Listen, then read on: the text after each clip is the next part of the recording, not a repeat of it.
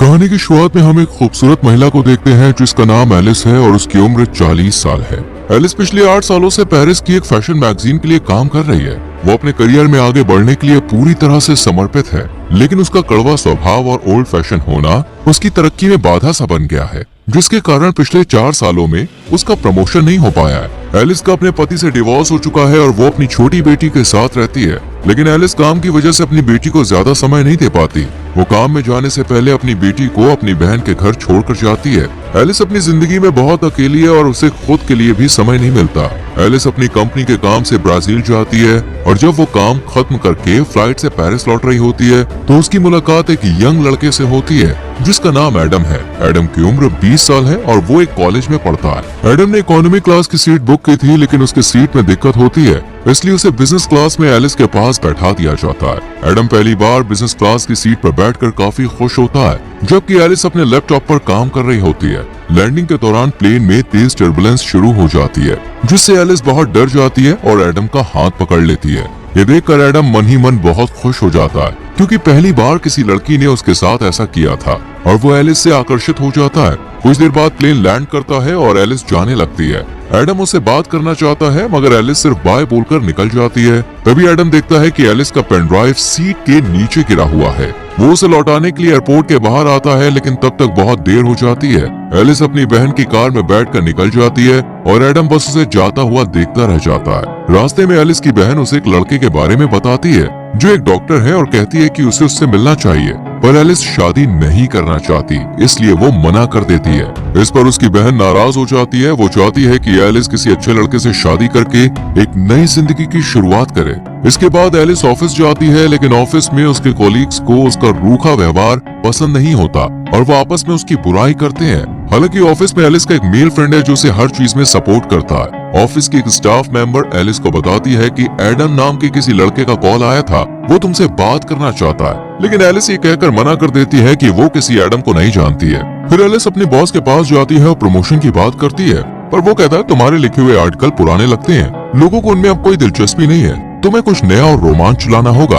अगर ऐसे ही चलता रहा तो मुझे तुम्हें नौकरी से निकालना पड़ेगा। ये सुनकर एलिस आज देर रात तक ऑफिस में काम करती है और सोचती है कि वो कुछ नया और रोमांच कैसे ला सकती है। तभी उसके पास वही स्टाफ मेंबर का नोट मिलता है जिसमें लिखा होता है कि वो लड़का पेन ड्राइव की बात कर रहा था। एलिस को याद आता है कि उसने गलती से पेन ड्राइव प्लेन के अंदर गिरा दी थी। वो तुरंत एडम को कॉल करती है और कहती है कि तुम कहाँ हो, मुझे पेन ड्राइव चाहिए, वो बहुत जरूरी है।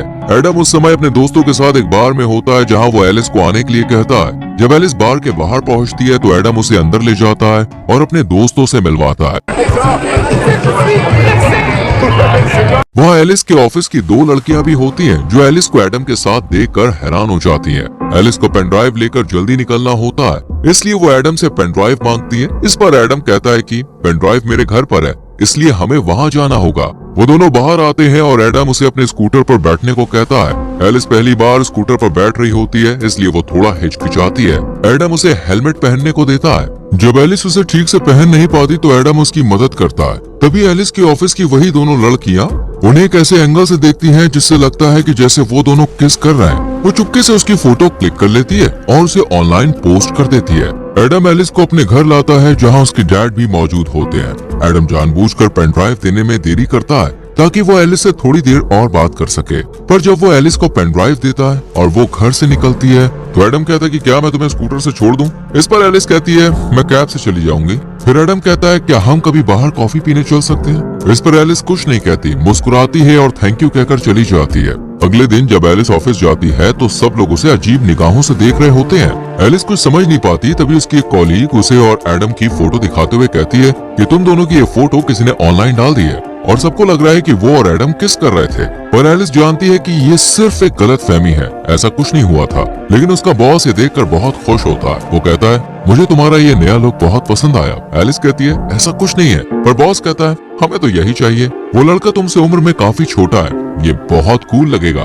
बॉस को लगता है कि मैगजीन युवाओं को टारगेट करती है और अगर एलिस एक जवान लड़के के साथ रिलेशनशिप में है तो वो युवा पीढ़ी की सोच को बेहतर समझ पाएगी। वो कहता है तुम इसमें लगी रहो, ऐसा करने से हमारी मैगजीन बिकेगी, क्योंकि लोगों को मिर्च मसाला चाहिए होता है। पर एलिस अपने से कम उम्र के लड़के को डेट नहीं करना चाहती है। वो अपने दोस्त से इस बारे में बात करती है जो उसे सलाह देता है कि उसे बस दुनिया को दिखाने के लिए एडम को डेट करना चाहिए। वो कहता है अगर तुम्हारा बॉस ये देखेगा तो वो तुमसे खुश होकर तुमको प्रमोशन दे सकता है। पर किसी की भावनाओं से खेलना और झूठ बोलना सही नहीं था, लेकिन एलिस के दिमाग में सिर्फ प्रमोशन की धुन सवार थी, इसलिए वो ज्यादा ना सोचते हुए अपने करियर को आगे बढ़ाने के लिए एडम का फायदा उठाने का फैसला कर लेती है। अगले दिन एलिस एडम से मिलती है, वो भी बिल्कुल नए लुक में। उसे देखकर एडम उस पर से अपनी नजरें नहीं हटा पाता। एलिस उसके साथ फ्लर्ट करने लगती है और वो दोनों बातें करने लगते हैं। एडम को यकीन ही नहीं होता कि वो एलिस के साथ है। रात में एलिस एडम को अपने एक दोस्त के शो में ले जाती है। वहाँ एलिस जानबूझकर सबको दिखाने की कोशिश करती है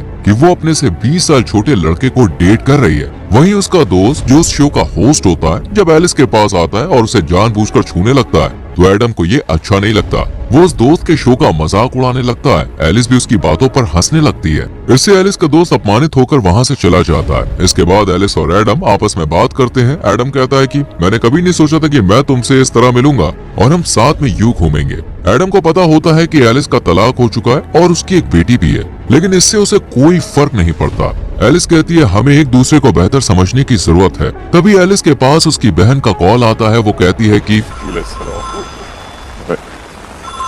मैंने उस डॉक्टर को घर पर बुलाया है जिससे मैं तुम्हें मिलाना चाहती थी, इसलिए तुम जल्दी से घर आ जाओ। एलिस जाना नहीं चाहती, लेकिन बहन की बात की इज्जत करते हुए वो एडम से झूठ बोलती है कि मेरी बेटी की तबीयत खराब है, मुझे घर जाना होगा। ये सुनकर एडम भी थोड़ा परेशान हो जाता है। वो जल्दी से टैक्सी बुलाता है और एलिस को उसमें बैठा देता है। ये देखकर एलिस को लगता है कि एडम उसकी कितनी फिक्र करता है। घर पहुंचने पर एलिस अपनी बहन, जीजा जी और उस डॉक्टर के साथ डिनर करती है।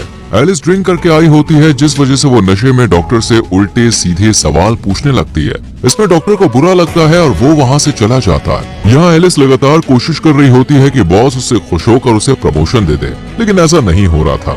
इसलिए वो एडम को एक फैशन शो में लेकर जाती है, जहाँ उनकी कंपनी की सीईओ और बॉस मौजूद होते हैं। जब शो के दौरान मॉडल्स रैंप वॉक कर रही होती है, तभी एक लड़की गिर जाती है। ये देखकर एडम तुरंत उसे उठाने के लिए आगे बढ़ता है। सीईओ को एडम का ये व्यवहार बहुत अच्छा लगता है। शो खत्म होने के बाद एडम और एलिस पार्टी में ड्रिंक करते हैं और डांस करने लगते हैं। डांस करते वक्त वो दोनों बहुत करीब आ जाते हैं, लेकिन कुछ होने से पहले ही एलिस देखती है कि कुछ लड़कियां उनकी तस्वीरें क्लिक कर रही है। ये देखकर एलिस तुरंत एडम का हाथ पकड़कर उसे बाहर ले आती है। एडम एलिस को अपनी स्कूटर में बैठाकर उसके घर तक छोड़ देता है। यहाँ एक ऐसा मोमेंट आता है जहाँ एडम एलिस को किस करने वाला होता है, पर एलिस पीछे हट जाती है और चुपचाप घर के अंदर चली जाती है। लेकिन एडम को लगता है कि उसने एलिस के करीब आने का मौका मिस कर दिया, इसलिए वो एलिस के घर जाता है, जहाँ उसे पता चलता है कि उसकी बेटी अपनी मौसी के घर पर है। तब एडम एलिस को किस कर लेता है। एलिस खुद को रोक नहीं पाती और दोनों इंटीमेट हो जाते हैं। अगली सुबह एलिस को पिछली रात की घटना के लिए बहुत बुरा लगता है। वो एडम से कहती है कि वो घर से चला जाए,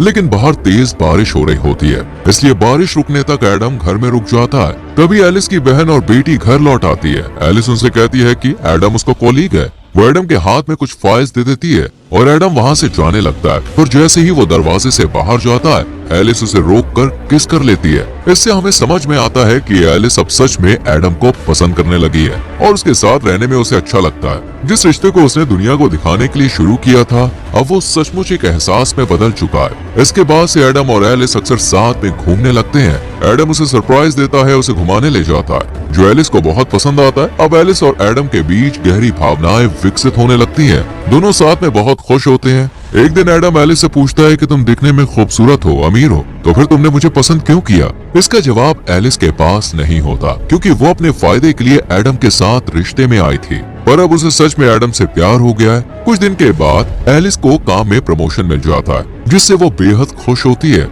लेकिन अब वो एडम के बारे में सोचने लगती है, क्या उसे इस रिश्ते को जारी रखना चाहिए?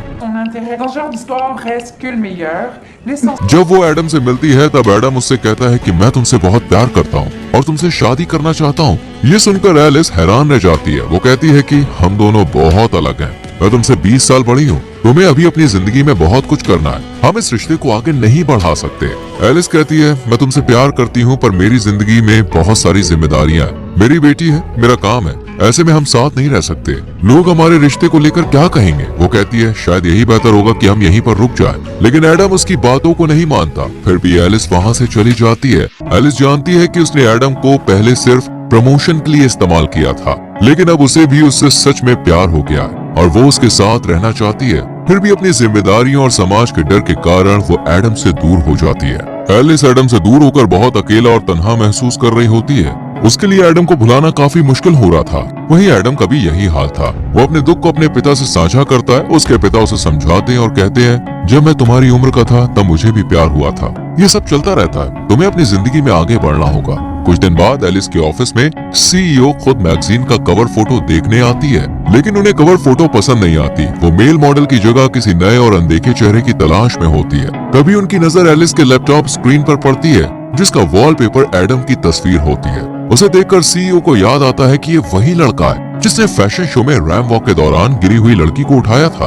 वो चाहती है कि एडम उनके मैगजीन का नया मॉडल बने। ये सुनकर एलिस को अच्छा नहीं लगता। वो नहीं चाहती कि वो फिर से एडम से मिले, लेकिन अपने बॉस के कहने पर उनकी बात उसे माननी पड़ती है। एलिस एडम को कॉल और मैसेज करती है और एडम एक टूटे हुए आशिक की तरह घर में बैठकर ड्रिंक कर रहा होता है। वो एलिस के कॉल और मैसेज का गुस्से में जवाब नहीं देता। तब एलिस खुद उसके घर जाती है और उसे अपने साथ बाहर लेकर आती है। एडम को लगता है कि अब एलिस फिर से उसके साथ रिश्ता शुरू करना चाहती है, लेकिन एलिस उसे बताती है कि तुम्हें मैगजीन के लिए मॉडल बनना होगा, तुम्हें खूबसूरत लड़कियों के साथ काम करने का मौका मिलेगा और इसके लिए तुम्हें पैसे भी मिलेंगे। ये सुनकर एडम गुस्से में आ जाता है। उसे समझ में आ जाता है कि एलिस अपने काम के लिए उसके पास आई है। वो कहता है मैं अब तुमसे मिलना नहीं चाहता, अच्छा होगा हम कभी ना मिलें, और वो गुस्से में वहाँ से चला जाता है। जिस दिन एडम का फोटो शूट होना होता है, सभी एडम के आने का इंतजार कर रहे होते हैं। एलिस को डर लगता है कि अगर एडम नहीं आया तो उसे नौकरी से निकाल दिया जाएगा। तभी एडम वहाँ पे आ जाता है क्योंकि वो अब भी एलिस से प्यार करता है। उसे मेकअप रूम में ले जाया जाता है जहाँ उसका लुक तैयार किया जा रहा होता है।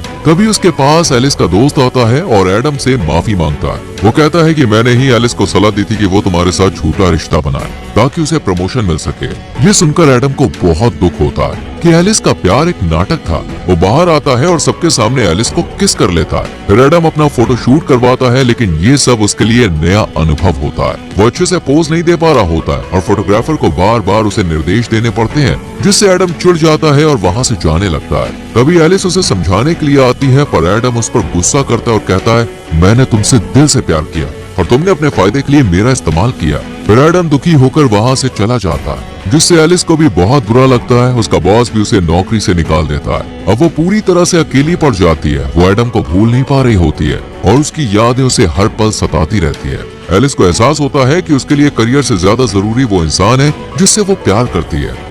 Déjà parce qu'il en a aucune idée, et puis c'est un petit peu le concept. इसलिए एलिस एडम के कॉलेज जाती है और सबके सामने कहती है मैंने अपने भविष्य को लेकर सोचना छोड़ दिया है और मुझे फर्क नहीं पड़ता कि समाज हमारे बारे में सोचेगा। अब मैं सिर्फ तुम्हें चाहती हूँ, मैं तुमसे प्यार करती हूँ और तुम्हारे साथ रहना चाहती हूँ। वो एडम से माफी मांगती है। एडम उससे अभी प्यार करता है। वो उसे किस कर लेता है और माफ कर देता है। इसके बाद से दोनों साथ में हंसी खुशी रहने लगते हैं और इसी के साथ मूवी खत्म हो जाती है। दोस्तों, अगर आपका परिवार और समाज आपके रिश्ते के खिलाफ हो जाए तो क्या आप अपना प्यार निभा पाएंगे? इस पर अपनी राय कमेंट सेक्शन में जरूर दें। वीडियो को लाइक और शेयर करें और चैनल को सब्सक्राइब करके बेल आइकॉन प्रेस करें। मिलते हैं अगली वीडियो में। Till then bye bye, take care.